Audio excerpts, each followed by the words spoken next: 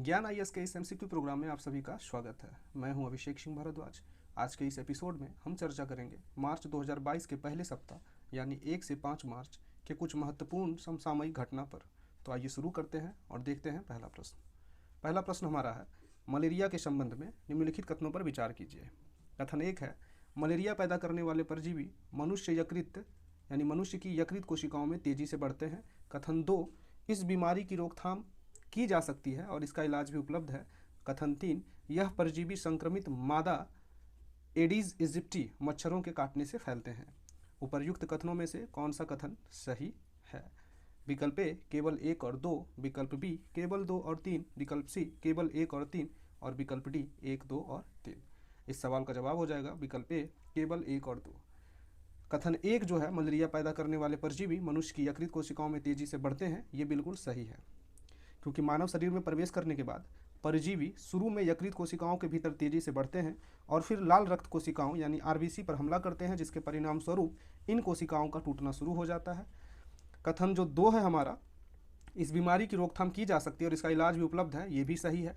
जबकि कथन 3 है, ये गलत है, क्योंकि मलेरिया प्लाज्मोडियम परजीवी के कारण होने वाला एक रोग है। तो ये जो मादा इजिप्टी वाला जो मच्छर है, ये नहीं है, बल्कि क्या है, प्लाज्मोडियम परजीवी के कारण होने वाला एक रक्त जनित रोग है ना। चर्चा में क्यों है? क्योंकि हाल ही में एक रिपोर्ट आई थी आईपीसीसी रिपोर्ट में कहा गया है, मलेरिया और डेंगू का प्रसार अधिक ऊंचाई वाले क्षेत्रों पर ज़्यादा देखा गया है। भारत में आईपीसीसी ने मलेरिया के स्थानिक वितरण में बदलाव का भी अनुमान लगाया है। दक्षिणी और पूर्वी राज्यों के अलावे हिमालयी क्षेत्रों में इसके संभावित प्रकोप की भी चेतावनी दी गई है। तो इस प्रकार इस कथन 1 और कथन 2 हमारा इस सवाल का जवाब हो जाएगा, जबकि कथन 3 मच्छर के प्रकार के कारण से गलत है ना। अगला सवाल देख लेते हैं। अगला सवाल है हमारा, हाल ही में राष्ट्रीय विज्ञान दिवस कब मनाया गया? विकल्प ए 26 जनवरी, विकल्प बी 27 फरवरी, विकल्प सी 28 फरवरी और विकल्प डी इनमें से कोई नहीं। इस सवाल का जवाब हो जाएगा विकल्प सी 28 फरवरी। नेशनल साइंस डे 28 फरवरी को मनाया जाता है हर साल। इस साल जो मनाया गया, इसकी थीम से भी सवाल पूछे जाएंगे, तो थीम जरूर नोट कर लीजिएगा। थीम था integrated approach in science and technology for a sustainable future. फिर से रिपीट कर दे रहा हूं, जो 2022 में राष्ट्रीय विज्ञान दिवस मनाया गया है, नेशनल साइंस डे, इसकी थीम है integrated approach in science and technology for a sustainable future. बात कर लेते हैं फरवरी में। तो फरवरी में हाल ही में सवाल ये पूछा भी गया था, 2 फरवरी को विश्व आर्द्रभूमि दिवस मनाया जाता है, यानी वर्ल्ड वेटलैंड्स डे, जबकि 4 फरवरी को वर्ल्ड कैंसर डे मनाया जाता है। बात कर लेते हैं 21 फरवरी को अंतर्राष्ट्रीय मातृभाषा दिवस मनाया जाता है और 13 फरवरी को विश्व रेडियो दिवस है ना, अंतर्राष्ट्रीय रेडियो दिवस या विश्व रेडियो दिवस मनाया जाता है। तो ये भी आप जरूर ध्यान रखेंगे। अगला सवाल देख लेते हैं। हमारा अगला सवाल है, हाल ही में केंद्रीय मंत्रिमंडल ने एलआईसी के आईपीओ में कितने प्रतिशत विदेशी निवेश को मंजूरी दे दी है? हमारा विकल्प है 25%, 20%, 15% और 10%। इस सवाल का जवाब हो जाएगा 20%। लाइफ इंश्योरेंस कॉरपोरेशन ऑफ, ये जो एलआईसी है, इसकी फुल फॉर्म हो जाएगी लाइफ इंश्योरेंस कॉरपोरेशन। इसकी स्थापना कब की गई थी? 1956 में। इसका मुख्यालय अगर पूछा जाए आपसे तो याद रखेंगे मुंबई। वर्तमान में एलआईसी के चेयरमैन कौन है? तो वो है एम.आर. कुमार।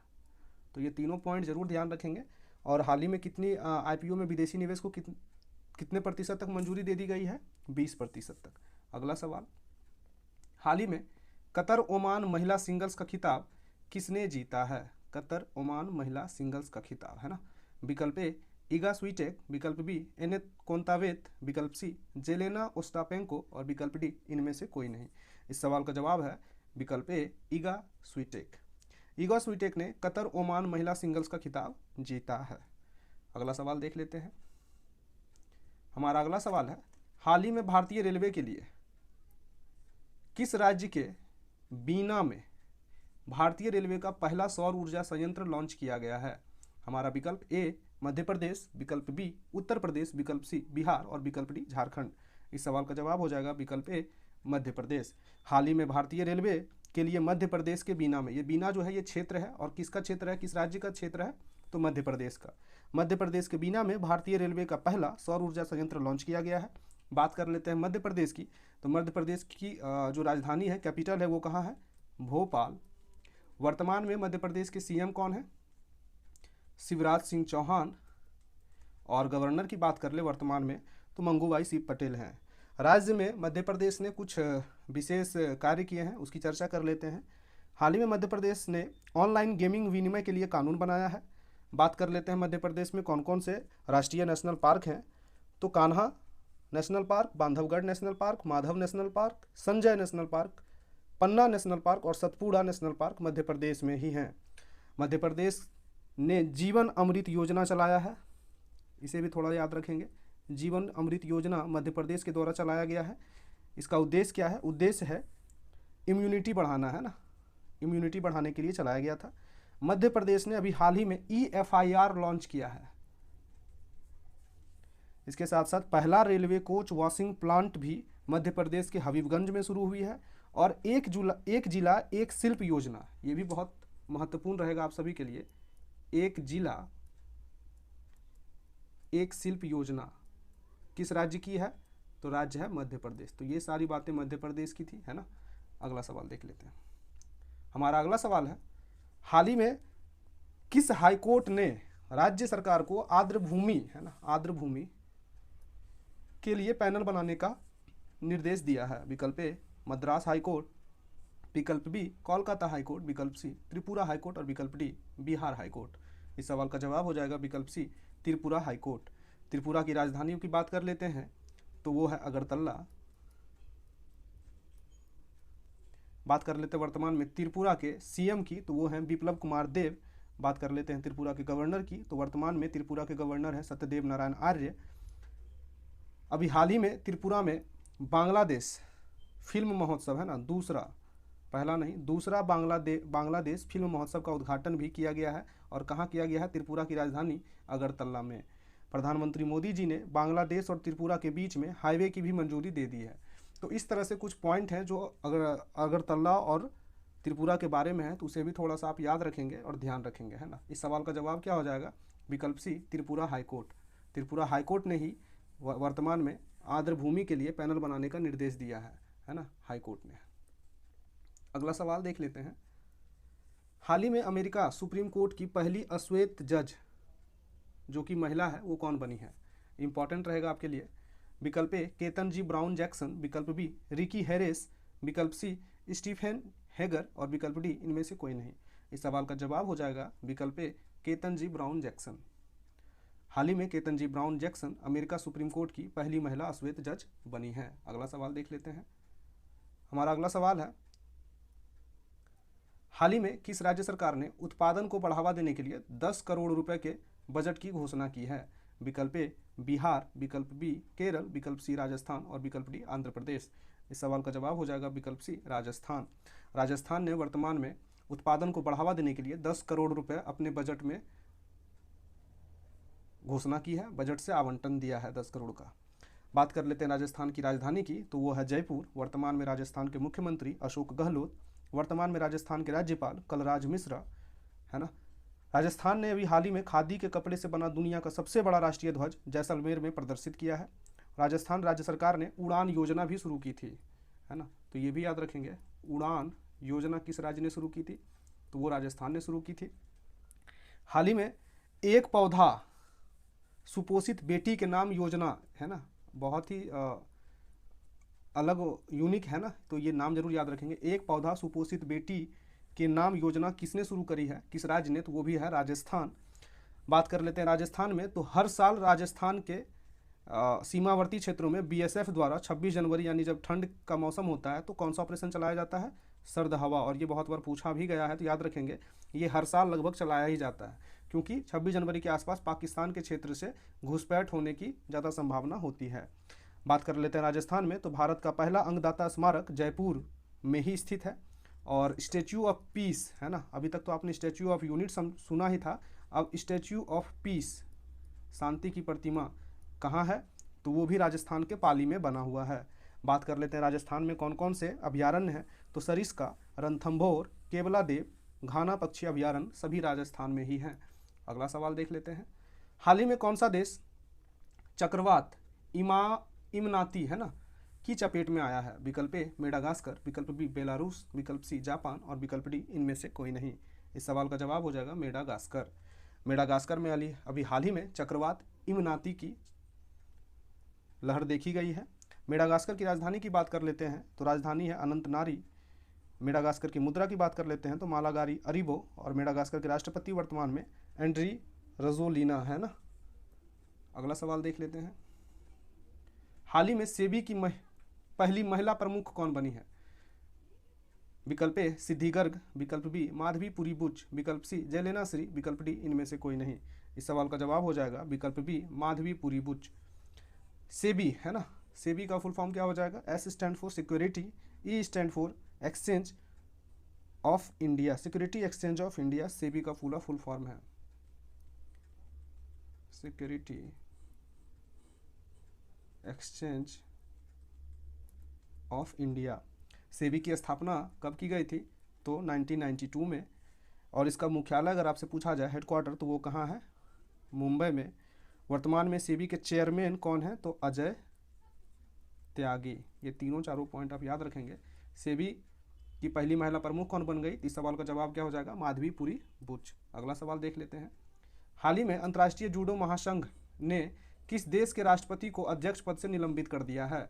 हमारा विकल्प है फ्रांस, विकल्प बी रूस, विकल्प सी जर्मनी और विकल्प डी ताइवान।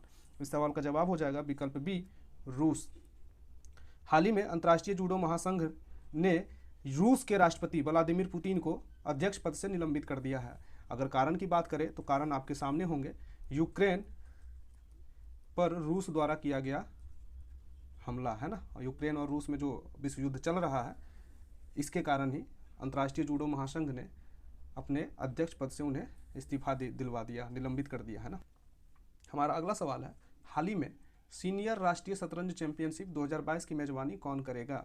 विकल्प ए मुंबई, विकल्प बी दिल्ली, विकल्प सी कोलकाता और विकल्प डी इनमें से कोई नहीं। इस सवाल का जवाब हो जाएगा विकल्प डी इनमें से कोई नहीं, क्योंकि सीनियर राष्ट्रीय शतरंज चैंपियनशिप 2022 की मेजबानी यूपी के कानपुर द्वारा किया जा रहा है। इस तरह से इस सवाल का जवाब विकल्प डी। सवाल है, उर्दू भाषा के लिए साहित्य अकादमी पुरस्कार 2021 से किसे सम्मानित किया गया है? विकल्प ए चंद्रभान ख्याल, विकल्प बी संकल्प तुषार, विकल्प सी हर्षित राजा और विकल्प डी इनमें से कोई नहीं। इस सवाल का जवाब हो जाएगा विकल्प ए चंद्रभान ख्याल। चंद्रभान ख्याल को हाल ही में साहित्य अकादमी पुरस्कार 2021 किस भाषा के लिए? उर्दू भाषा के लिए दिया गया है ना। अगला सवाल देख लेते हैं। हाल ही में किसने दुनिया के सबसे बड़े विमान मारिया को तबाह कर दिया? विकल्प ए यूक्रेन, बी अमेरिका, सी रूस और विकल्प डी जापान। इस सवाल का जवाब क्या हो जाएगा? रूस। अभी पता है आप सभी को, रूस और यूक्रेन के बीच युद्ध चल रहा है। रूस ने यूक्रेन के दुनिया के सबसे बड़े विमान मारिया को तबाह कर दिया है। इस विमान का यदि दूसरा नाम पूछा जाए तो दूसरा नाम है एंटोनोव 225 कार्गो विमान। आई रिपीट, एंटोनोव 225 कार्गो विमान इस विमान का दूसरा नाम है। रसिया की राजधानी की बात कर लेते हैं तो रसिया का कैपिटल कहाँ है? मॉस्को। और इसकी मुद्रा की बात की जाए तो रसियन रूबल। अगला सवाल देख लेते हैं। हाल ही में गूगल ने किस देश में प्ले पास सब्सक्रिप्शन सेवा शुरू करने की घोषणा की है? विकल्प ए भारत, बी बांग्लादेश, सी नेपाल और डी ब्रिटेन। इस सवाल का जवाब हो जाएगा विकल्प ए भारत।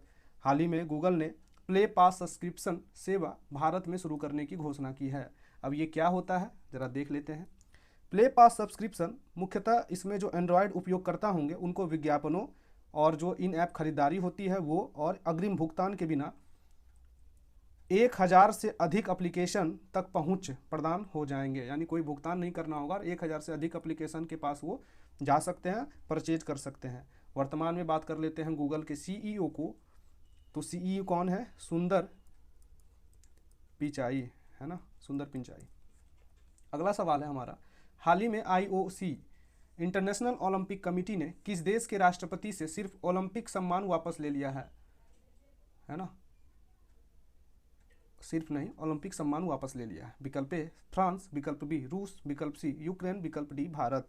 इस सवाल का क्या जवाब हो जाएगा? विकल्प बी रूस।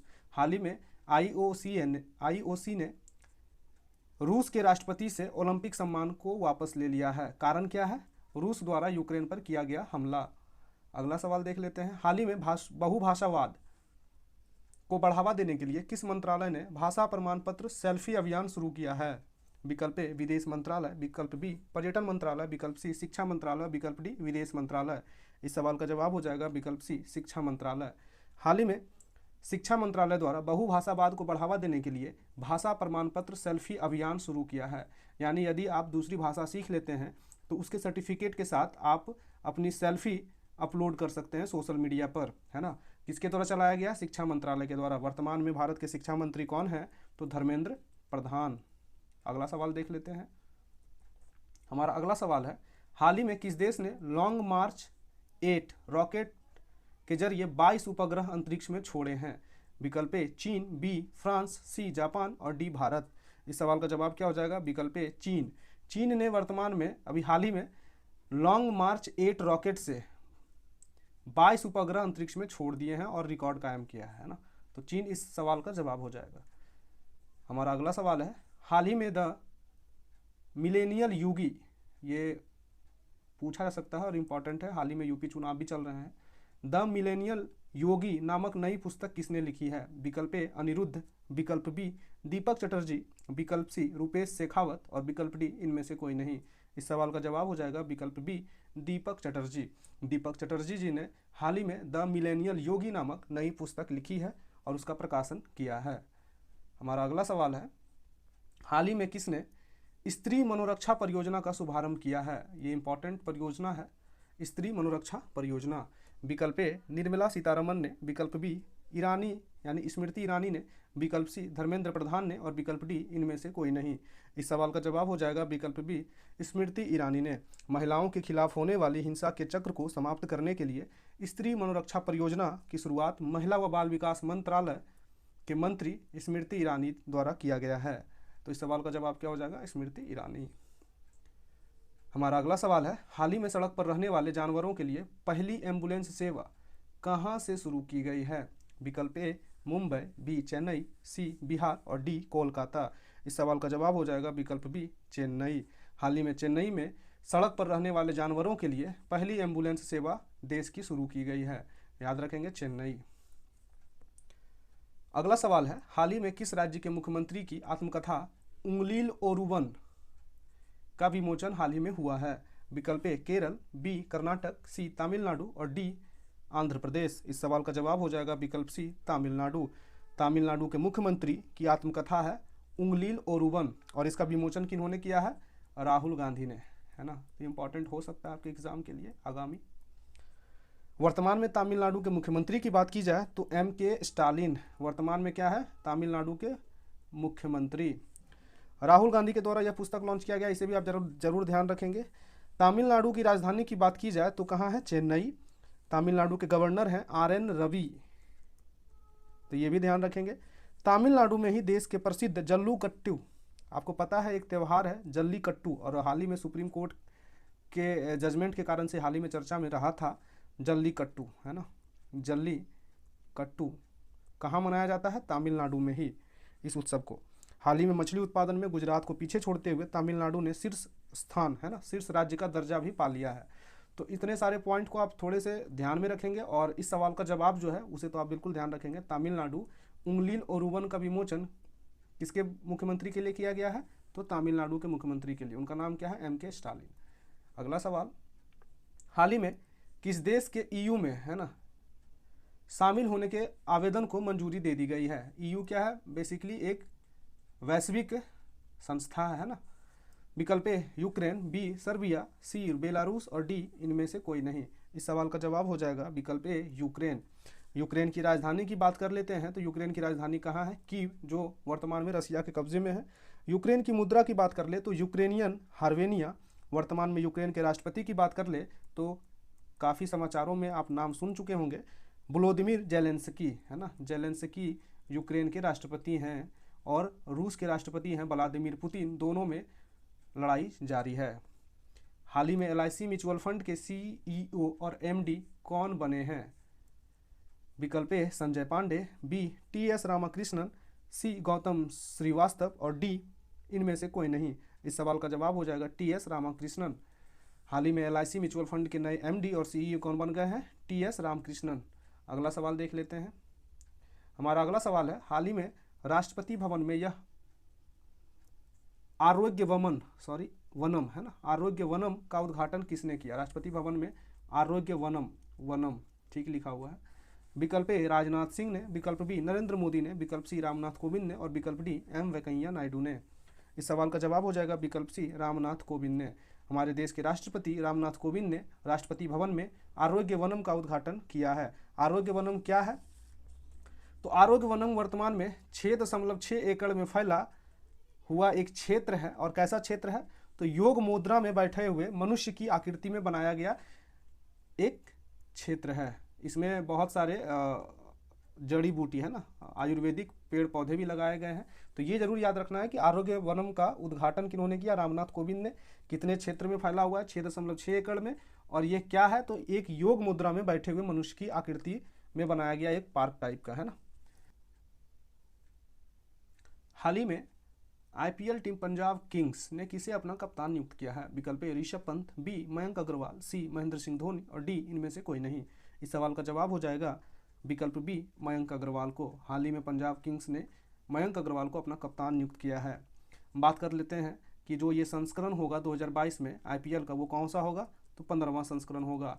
इससे पहले 2021 में जो संस्करण था IPL का, वो कौन सा था? 14वां संस्करण था। कहाँ खेला गया था मैच? तो UAE में। फाइनल किसने जीता था? तो CSK यानी चेन्नई सुपर किंग्स ने।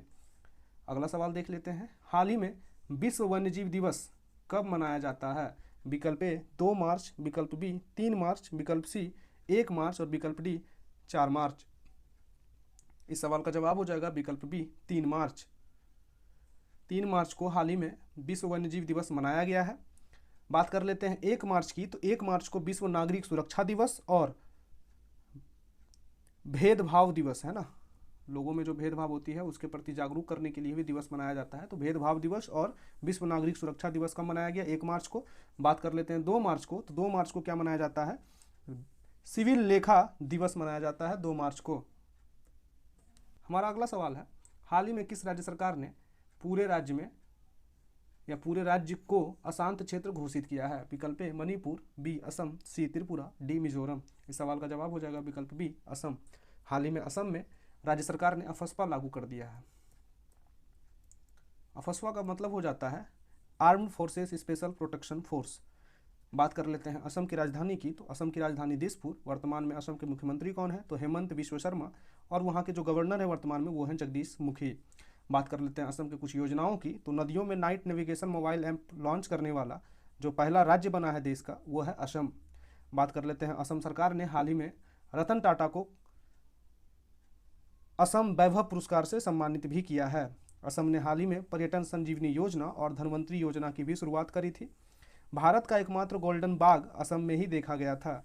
बात कर लेते हैं असम के कुछ लोक नृत्य की। तो बिहू, झूमर, भौराल इत्यादि असम के लोक नृत्य हैं।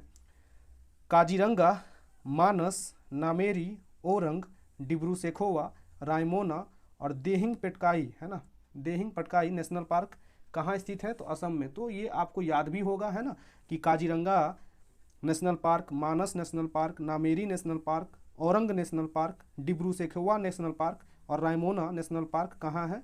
तो असम में है। इस प्रकार अगर देखिएगा तो असम में कुल कितने नेशनल पार्क हैं? तो 7। और भारत में असम का स्थान हो जाता है तीसरा।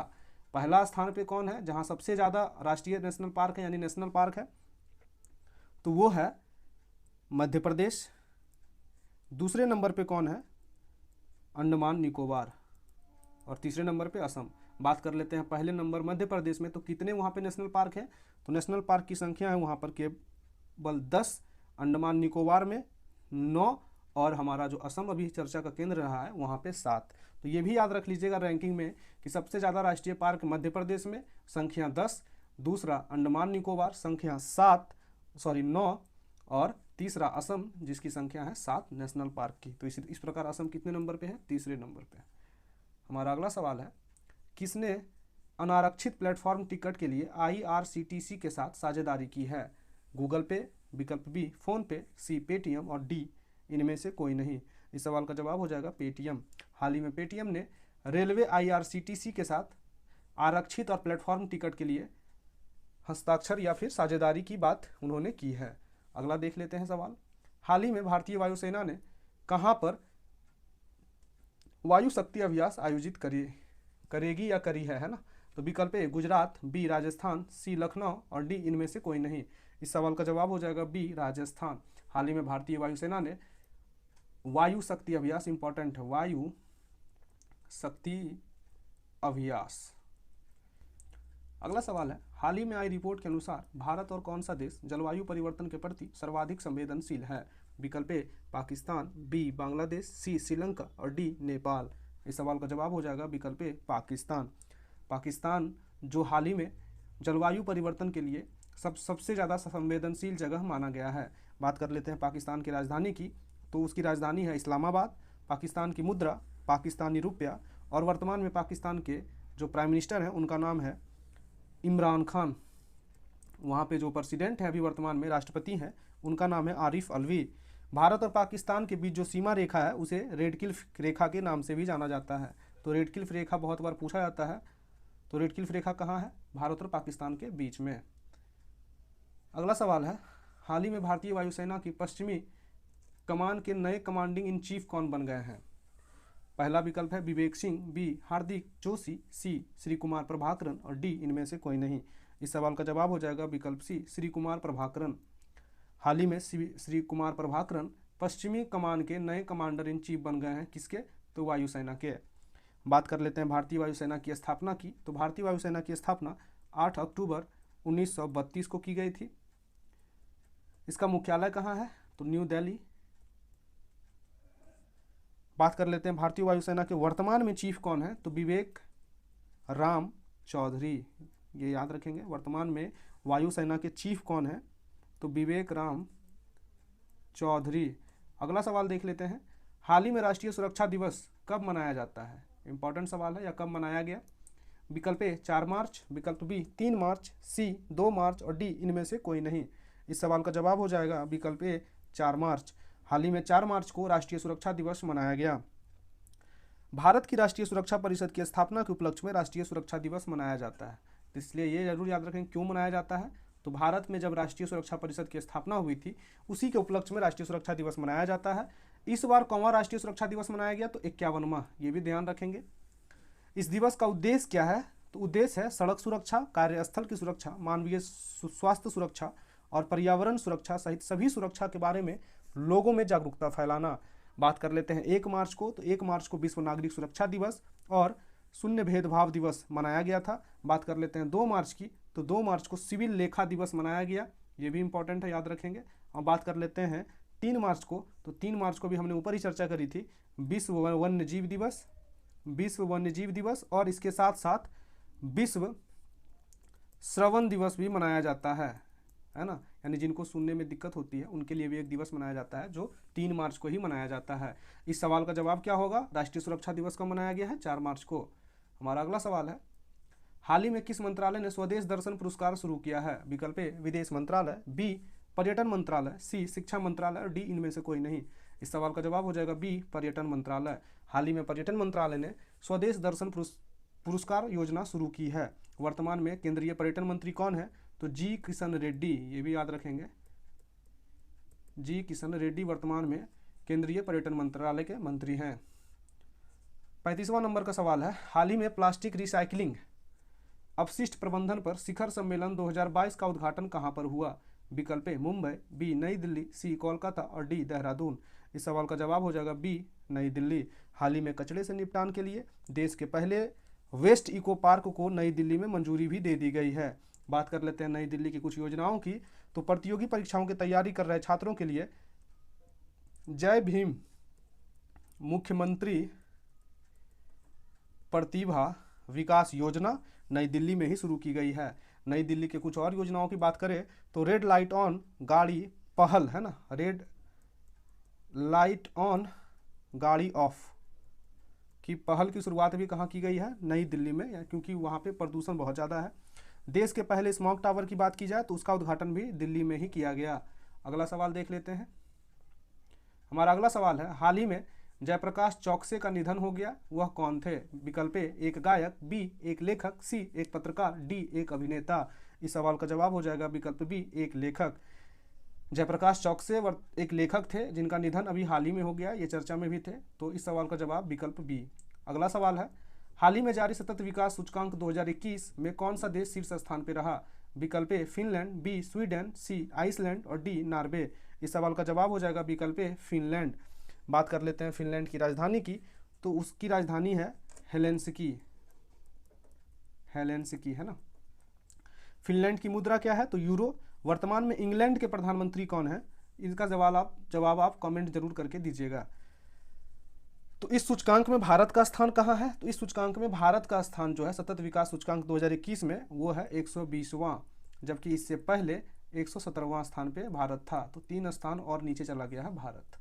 अगला सवाल देख लेते हैं, हाल ही में किसने भारतीय सौर ऊर्जा निगम के साथ समझौता ज्ञापन पर हस्ताक्षर किया है? विकल्प ए HPCL, बी BPCL, सी IOCL और डी NTPC। इस सवाल का जवाब है HPCL।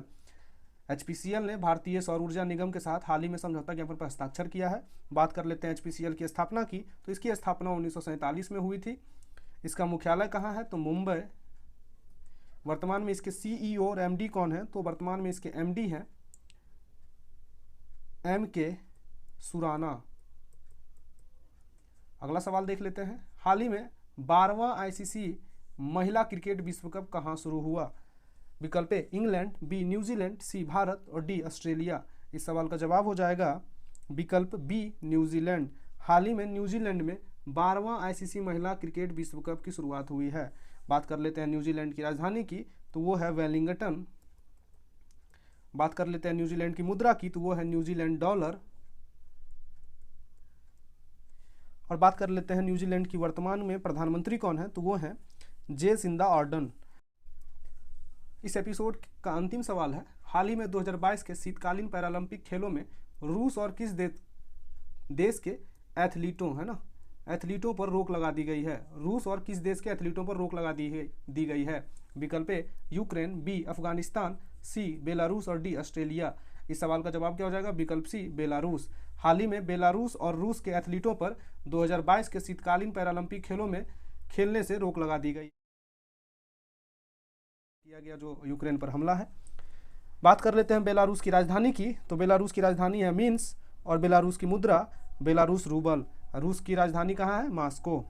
तो इस तरह से पूरे 40 क्वेश्चंस का ये एपिसोड था। आई होप कि आपको अच्छा लगा हो, तो लाइक कमेंट और शेयर जरूर कर दीजिएगा, है ना। मिलते हैं अगले एपिसोड में हर संडे को इसी तरह से पर वीक, है ना, क्वेश्चंस जो भी इंपॉर्टेंट होंगे नेशनल और इंटरनेशनल वो आपके बीच में आते रहेंगे एपिसोड बाय एपिसोड करके। तो बने रहिएगा ज्ञान IAS के साथ। मिलते हैं अगले एपिसोड में, तब तक के लिए धन्यवाद। पढ़ते रहिए, मस्त रहिए।